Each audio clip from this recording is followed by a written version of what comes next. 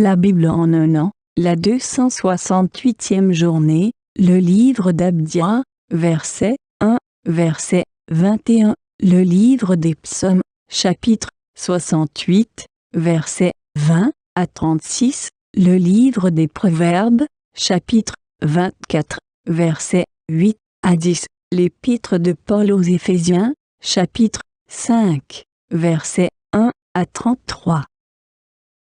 Livre d'Abdias. Vision d'Abdias. Voici ce que dit le Seigneur, l'Éternel sur Édom. Nous avons appris une nouvelle de la part de l'Éternel, et un messager a été envoyé parmi les nations. Levez-vous, dressons-nous contre Édom pour lui faire la guerre. Je t'ai rendu petit parmi les nations, tu es l'objet du plus grand mépris. L'orgueil de ton cœur t'a égaré, toi qui es installé dans le creux des rochers, toi qui habites sur les hauteurs et qui te dis, qui me fera tomber jusqu'à terre? Même si tu places ton nid aussi haut que celui de l'aigle, même si tu le places parmi les étoiles, je t'en ferai tomber, déclare l'Éternel. Si des voleurs, des pillards viennent de nuit chez toi, comme te voilà dévasté, ne voleront-ils pas tout ce qu'ils peuvent? Si des vendangeurs viennent chez toi, laisseront-ils de quoi grappiller? Ah, comme Ésaü est fouillé, comme ses trésors cachés sont découverts. Tous tes alliés t'ont chassé jusqu'à la frontière, tes amis t'ont trompé, ils l'ont emporté sur toi, ceux qui mangeaient ton pain t'ont tendu un piège, et tu n'as pas su t'en apercevoir. Ce jour-là, déclare l'Éternel, je ferai disparaître d'Édom les sages, et de la montagne d'Ésaü l'intelligence.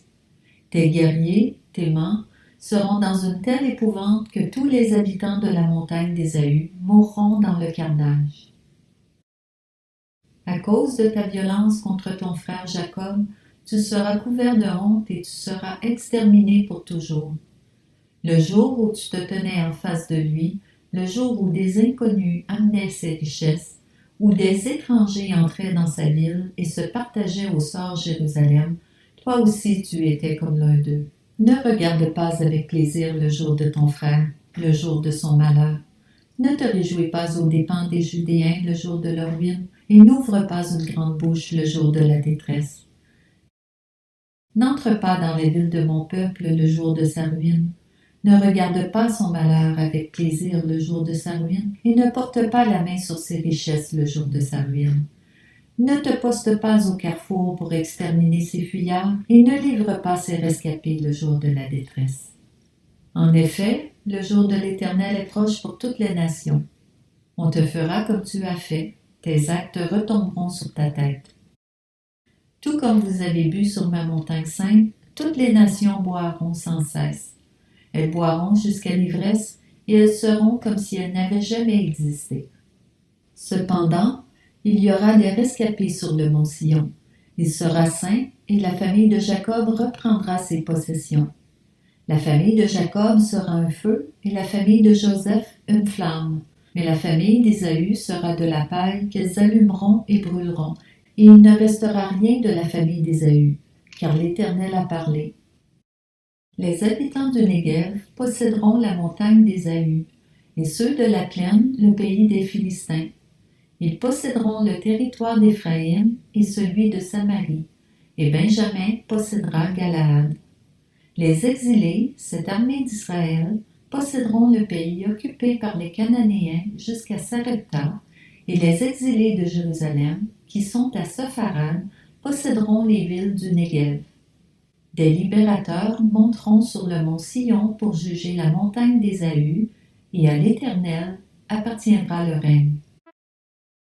Le livre des Psaumes, chapitre 68. Béni soit le Seigneur chaque jour. Dieu porte nos fardeaux, il nous sauve. Dieu est pour nous le Dieu de délivrance, c'est l'Éternel, le Seigneur, qui peut nous préserver de la mort.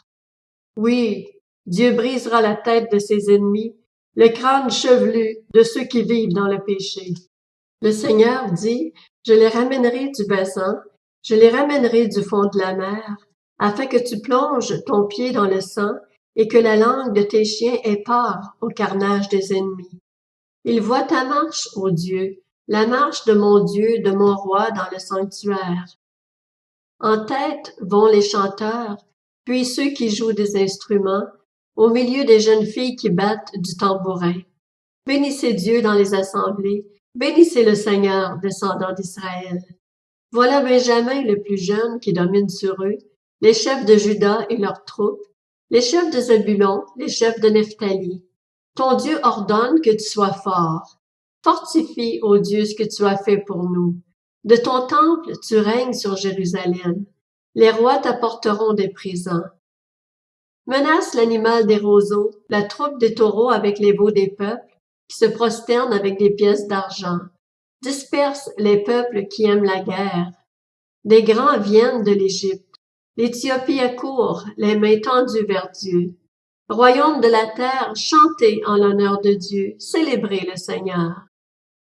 Chantez celui qui s'avance dans le ciel ancien. Voici qu'il fait retentir sa voix puissante. Proclamez la force de Dieu. Sa majesté s'étend sur Israël et sa force éclate dans le ciel. De ton sanctuaire, ô Dieu, tu es redoutable. Le Dieu d'Israël donne force et puissance à son peuple. Béni soit Dieu. Livre des Proverbes, chapitre 24. Celui qui médite de faire le mal, on l'appelle un conspirateur. L'intention de la folie, c'est le péché, et le moqueur fait horreur aux hommes. Si tu faiblis le jour de la détresse, ta force est bien dérisoire. L'Épître aux Éphésiens, chapitre 5. Soyez donc les imitateurs de Dieu, puisque vous êtes ses enfants bien-aimés, et vivez dans l'amour en suivant l'exemple de Christ, qui nous a aimés et qui s'est donné lui-même pour nous comme une offrande et un sacrifice dont l'odeur est agréable à Dieu. Que l'immoralité sexuelle, l'impureté sous toutes ses formes, ou la soif de posséder ne soit même pas mentionnée parmi vous comme il convient à des saints. Qu'on n'entende pas de paroles grossières, de propos stupides ou équivoques, c'est inconvenant, mais plutôt des paroles de reconnaissance. Vous le savez bien, en effet, aucun être immoral, impur ou toujours désireux de posséder plus, c'est-à-dire idolâtre, n'a d'héritage dans le royaume de Christ et de Dieu. Que personne ne vous trompe par des paroles sans fondement, car c'est pour cela que la colère de Dieu vient sur les hommes rebelles. N'ayez donc aucune part avec eux. Car si autrefois vous étiez ténèbres, maintenant vous êtes lumière dans le Seigneur. Conduisez-vous comme des enfants de lumière. Le fruit de l'esprit consiste en effet dans toute forme de bonté, de justice et de vérité. Discernez ce qui est agréable au Seigneur et ne participez pas aux œuvres stériles des ténèbres, mais démasquez-les plutôt. En effet, ce que ces hommes font en secret, il est même honteux d'en parler. Mais tout ce qui est démasqué par la lumière apparaît clairement, car tout ce qui apparaît ainsi est lumière. C'est pourquoi il est dit, réveille-toi, toi qui dors, relève-toi d'entre les morts, et Christ t'éclairera. Faites donc bien attention à la façon dont vous vous conduisez. Ne vous comportez pas comme des fous, mais comme des sages. Rachetez le temps, car les jours sont mauvais.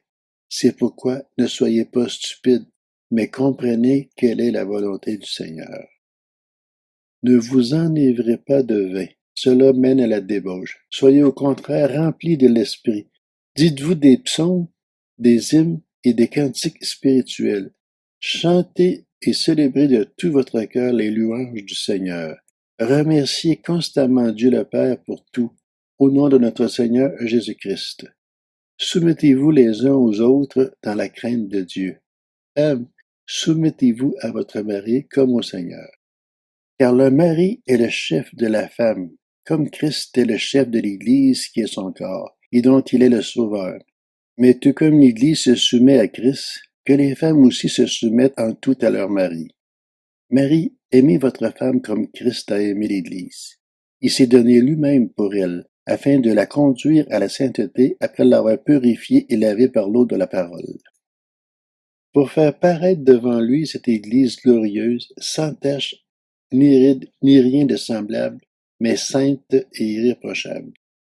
C'est ainsi que les maris doivent aimer leurs femmes comme leur propre corps. Celui qui aime sa femme s'aime lui-même. En effet, jamais personne n'a détesté son propre corps. Au contraire, il le nourrit, il en prend soin, tout comme le Seigneur le fait pour l'Église, parce que nous sommes les membres de son corps formés de sa chair et de ses os. C'est pourquoi l'homme quittera son père et sa mère, s'attachera à sa femme, et les deux ne feront qu'un. Ce mystère est grand, et j'ai dit cela par rapport à Christ et à l'Église. Du reste, que chacun de vous aime sa femme comme lui-même, et que la femme respecte son mari.